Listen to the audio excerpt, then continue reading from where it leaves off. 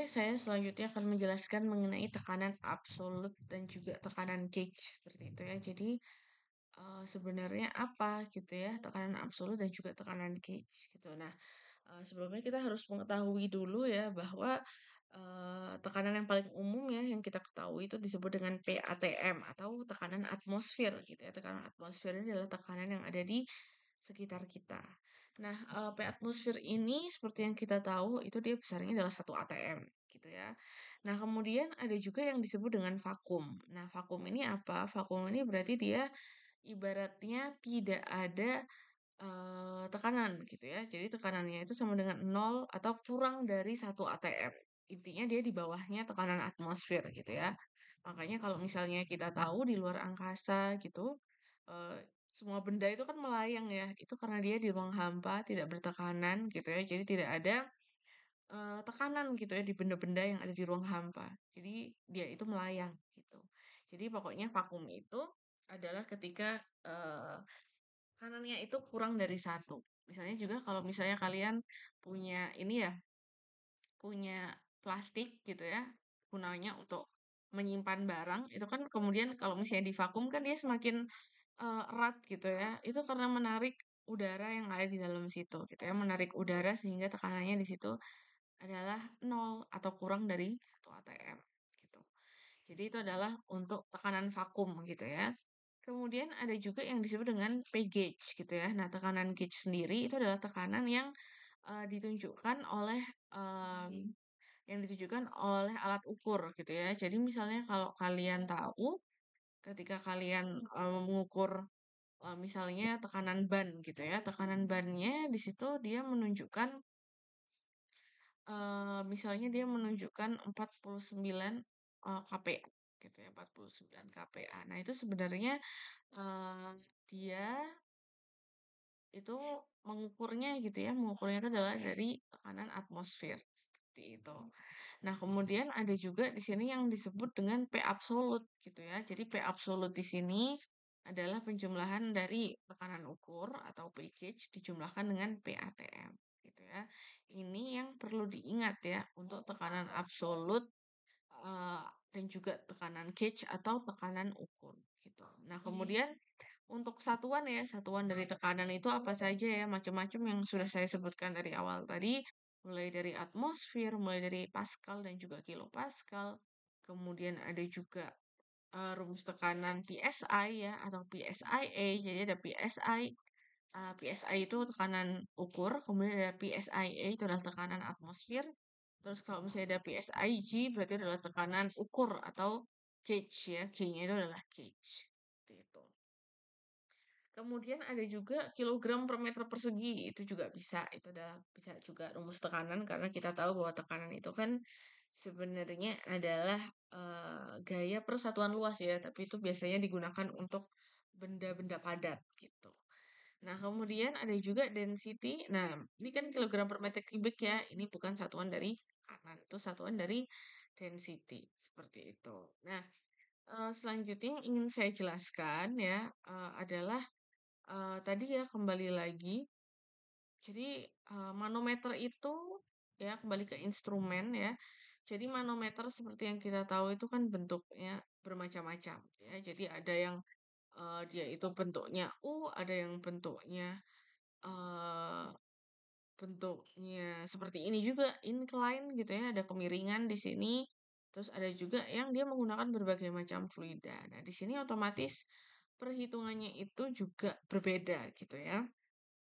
Jadi kalau misalnya kita lihat di sini, eee di sini misalnya ada sebuah, wadah gitu ya atau kedalaman yang mana dia di sini memiliki, eee, berbagai macam jenis fluida. Jadi ada fluida 1, fluida 2, dan juga fluida 3. Nah, misalnya kita ingin mengetahui berapa sih besar tekanan yang ada di, titik satu ya, ini di titik satu, maka di sini kita harus menggunakan konsep, tadi ya, persamaan dasarnya itu adalah rho GH. Jadi kita harus menghitung tekanan untuk di fluida 1 gitu ya, rho GH. Berarti rho-nya di sini menggunakan massa jenis fluida 1. Kemudian dijumlahkan dengan fluida 2 ya, yang mana di sini rho-nya juga menggunakan rho fluida 2 ditambahkan dengan fluida 3 itu menggunakan rule Fluida 3. Kemudian dari itu semua dijumlahkan lagi dengan PATM. Maka kita di sini bisa menentukan berapa sih V yang ada di dasar sini gitu ya. Karena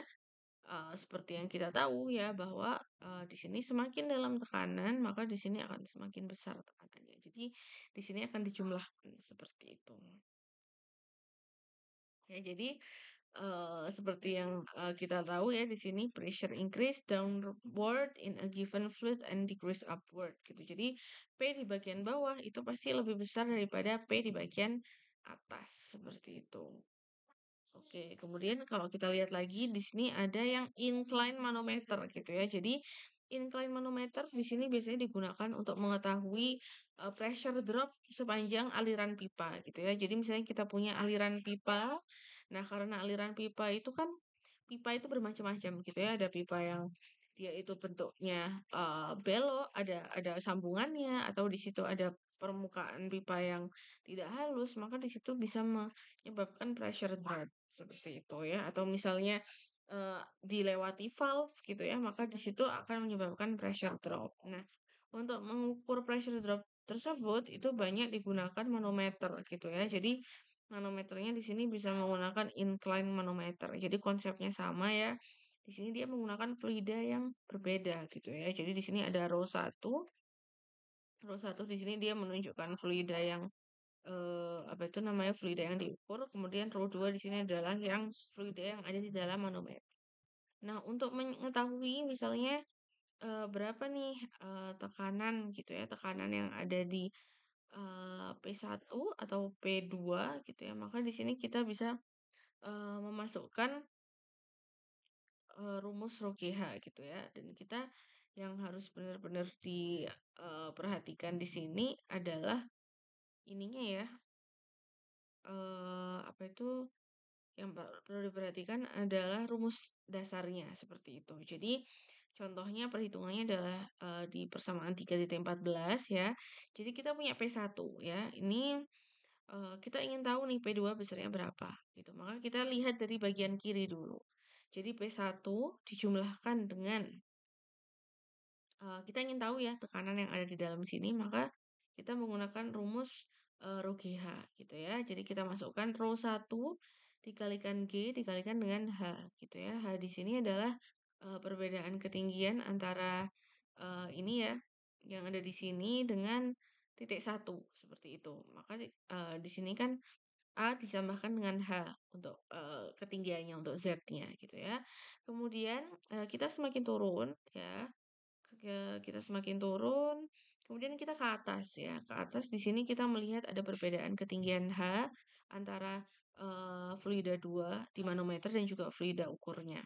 Maksudnya fluida yang kita ukur. Gitu ya.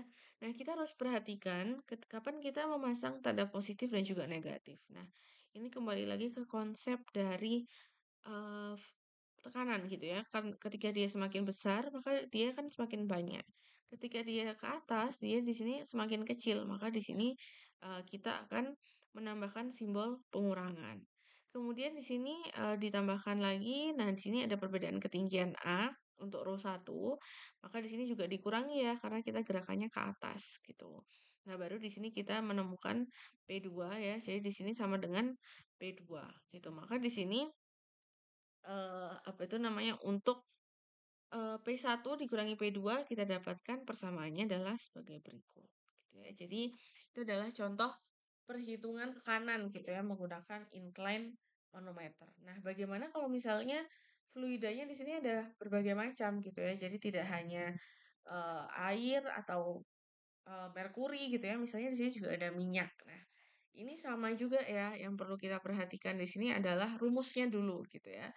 Jadi, kita akan, di sini diketahui ya ada tangki, kemudian di sini dia, eee, diukur tekanannya ya oleh multi fluid manometer, begitu. Kemudian di sini, sudah diketahui juga ya untuk setiap perbedaan ketinggian dan juga massa jenis dari setiap fluida ini.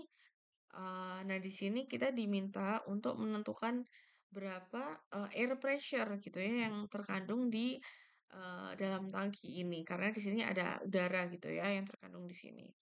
Maka kembali lagi ya, berarti di sini kita punya P1 dan juga P2 gitu. Nah, di sini kita mulai dari awal gitu ya.